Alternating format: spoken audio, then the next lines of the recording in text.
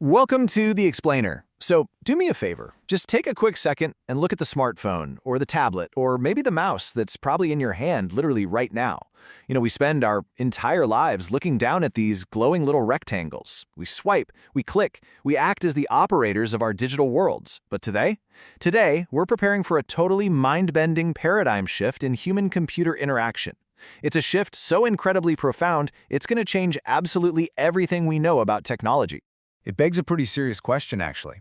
Are you holding your device, or is your device holding you? Because right now, let's face it, we live in this completely screen-addicted baseline. We reach for our tools, we command them to do something, and then we put them away.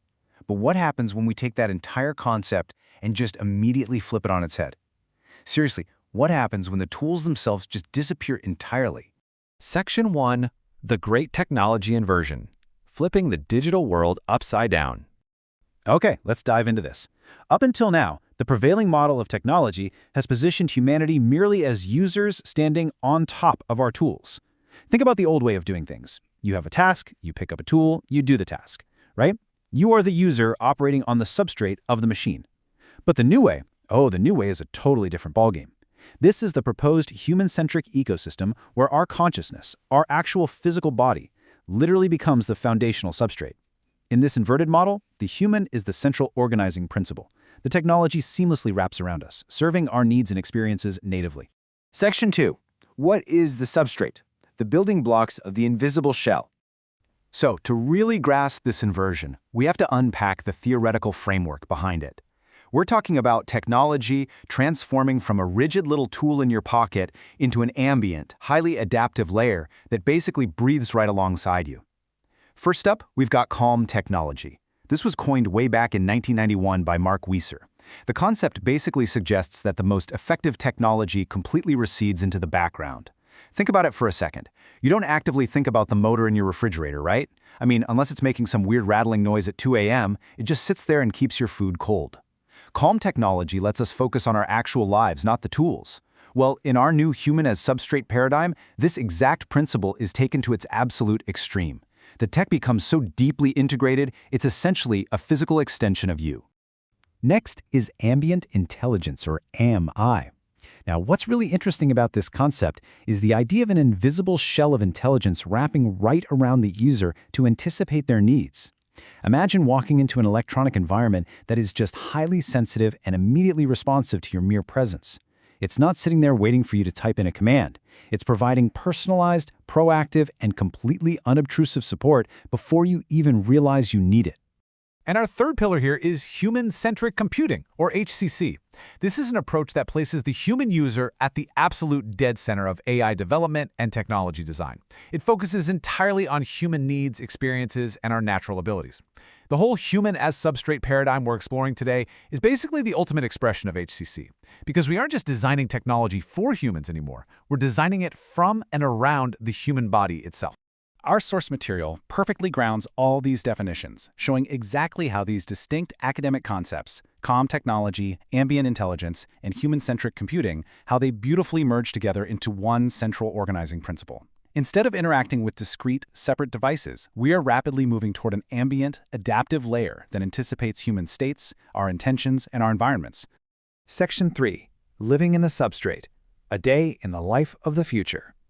Let's move to and see how this builds into an actual day.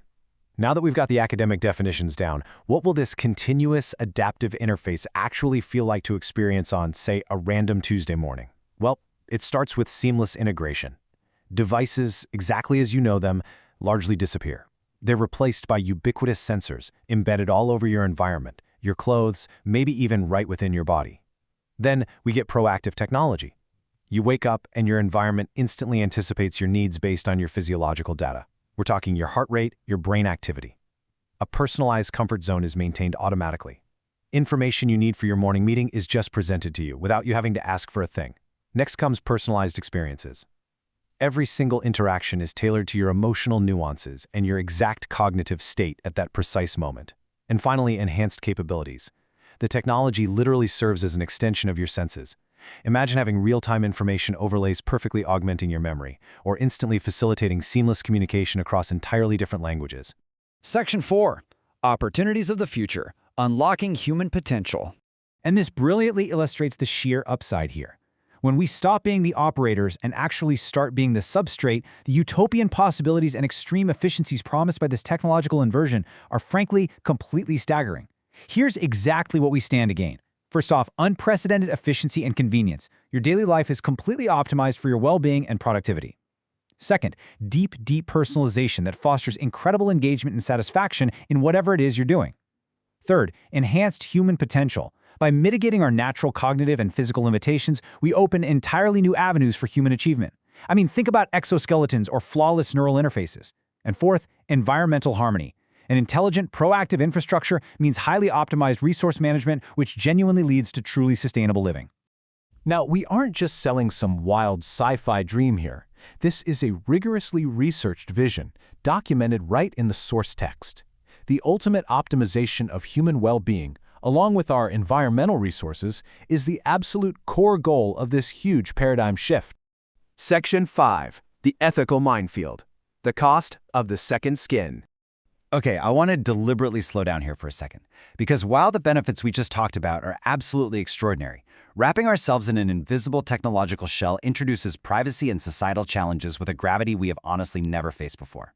So the crucial point is understanding these severe risks. Just look at privacy and data security. The sheer volume and intimate nature of physiological data, your heart rate, your brainwaves, your eye movements.